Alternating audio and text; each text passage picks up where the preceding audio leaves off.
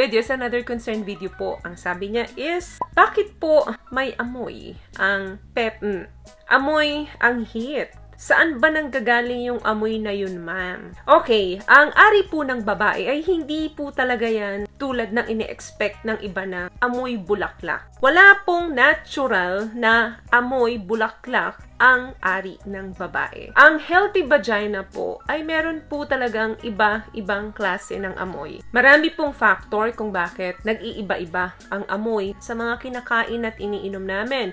Nandyan din po kung mataas masyado ang stress namin. Yung acidity level po ng ari ng babae ay nasisira. O yan po yung pag-usapan natin. Ano ba yung iba't ibang uri ng amoy ng ari ng babae? At bakit? Or saan ang pinanggagalingan ng amoy na ito. Number 1 dyan, yung fermented smell, yung parang maasim-maasim. It's common po sa aming mga babae na mag-produce ng ganitong amoy doon sa aming ari. Wala po kayong dapat ipag-alala kapag medyo fermented yung amoy. Dahil ito po ay dinodominate ng most healthy vagina. Ang dahilan lang po dyan kung bakit medyo maasim-asim ang amoy dahil doon sa acidity level namin. Kasi yan po ang nagpo-protect dun sa vagina namin against overgrowth ng mga bad bacteria. Number 2, meron pa po yung parang amoy copper or parang amoy bakal, coins, ganyan. Huwag din po masyadong mag-alala kapag ganito ang naaamoy ninyo kasi hindi naman po ito seryoso. Lalo na kung hindi naman po ganun palagi. Possible lang kasi na may blood contain. Gawa nga ng baka magkakaroon na sinisis, meron ng parating na buwan ng dalawang babae. Kung sa pakikipagtalik naman po at may mga light bleeding after sex, common lang yung mga ganon dahil cause po niyan is yung dryness or yung kumbaga parang hardcore yung pagtatalik ninyo. So normal na magkakaroon ng konting punit or mga cuts dun sa ari ng babae. So para ma-prevent po iyon, better na gumamit po ng mga lube. Pero kung nakaka-experience ka ng bleeding tapos wala ka naman period, hindi naman ikaw nakipagtalik at patuloy yun, nangangate, medyo hindi mabango ang amoy, it's best to see a doctor. Another thing, yung mga sweet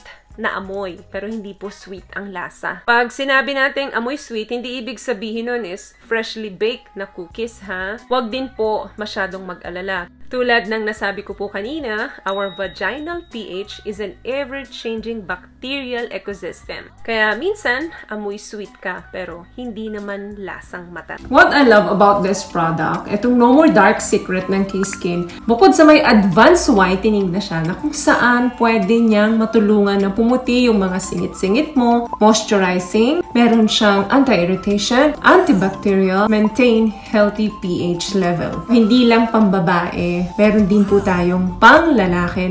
Another thing, yung amoy chemical na parang panglinis ng banyo or parang amoy ammonia siya. Yung mga ganitong amoy po, marami na pong dahilan ang nakapaloob dito. Minsan, ito po ang dahilan kung bakit kailangan na ninyong magpatingin sa doktor. Ang dahilan naman, kadalasan ng mga chemical odor, yung pag-ihi natin, minsan matapang. Ang urine po kasi contains a byproduct of ammonia called urea. Yung nag-build up po sa panty natin na urine or doon sa vulva natin, yan po yung cause ng chemical smell. Madalas na dahilan nito ay dehydration. Kulang ang nainom mong tubig ngayon. Kaya masyadong matapang or mapanghi yung ihi natin. Ikalima, eto na sir yung concern mo, yung amoy BO or anghit na sinasabi mo. Minsan, amoy smoke. Kadalasang reason po kung bakit ganito ang amoy is emotional stress. Ang katawan po kasi natin ay may dalawang sweat glands. Ito po yung apocrine and eccrine. Ang eccrine glands po, yan yung nagpo-produce na glands sa katawan natin. Kapag pinapawisan tayo, siya yung nagkukul nung body natin. While ang apocrine glands naman po, siya naman yung nagre-respond doon sa emotions natin. So, kapag natitense po tayo, kinakabahan, nai-stress, dyan po gumagawa ng maraming pawis yung apocrine. Especially doon sa kilikili, yung mga singit-singit natin, including doon sa down there ng babae. Si apocrine glands kasi nagpuproduce siya ng milky sweat. Or minsan naman po, meron ang mga babaeng nagagamit na matatapang na produkto na nagkukos ng irritation and dryness doon sa vulva, kaya nangyayari po, hindi nagkakaroon ng magandang resulta. I highly recommend po netong product ng K-Skin na feminine wash, itong pink at itong blue is for masculine wash.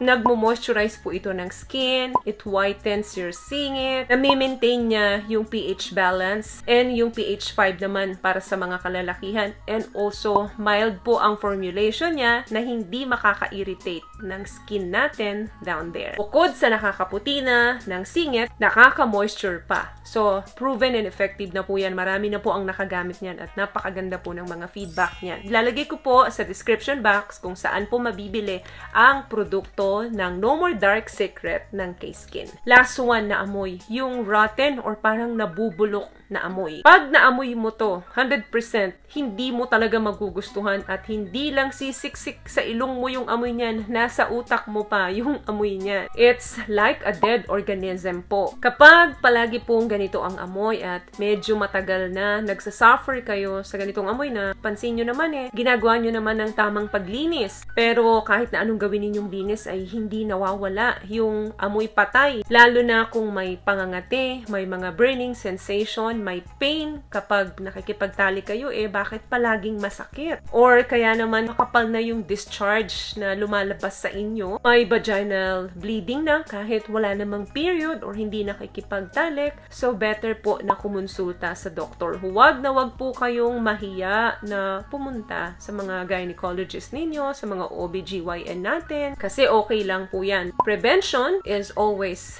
better than cure. So yung pagpapalit-palit po ng amoy ng vagina natin is normal lang. For example, ngayon, amoy malansa. Kinabukasan, amoy medyo maasim naman. Parang medyo matamis naman yung mga susunod na araw. So, normal po yan dahil yan po yung pabago-bago ng acidity ng ari ng babae. Yung mga nasa menopause po, pwede rin pong maapektuhan yung kanilang vaginal pH dahil sa kakulangan po ng estrogen. There's a lot of things po na pwedeng makaapekto sa pH nating mga kababaihan. So, the better na naiintindihan po natin yung amoy ng iba't ibang klase ng vagina natin, mas prepared po tayo and mas aware tayo kung may mali. So, yun lamang guys ang video natin. I hope nakatulong po ang mga pinag-usapan natin. At kung nagustuhan niyo po ang video natin, please give it a thumbs up, comment down below, and also share this video na rin po sa mga kaibigan na sa tingin niyong matutulungan ng video natin. Once again, palagi po kayong mag-iingat at palagi po kayong manalangin. Thank you guys for watching and see you in our next one. Always love yourself and be a blessing. Bye!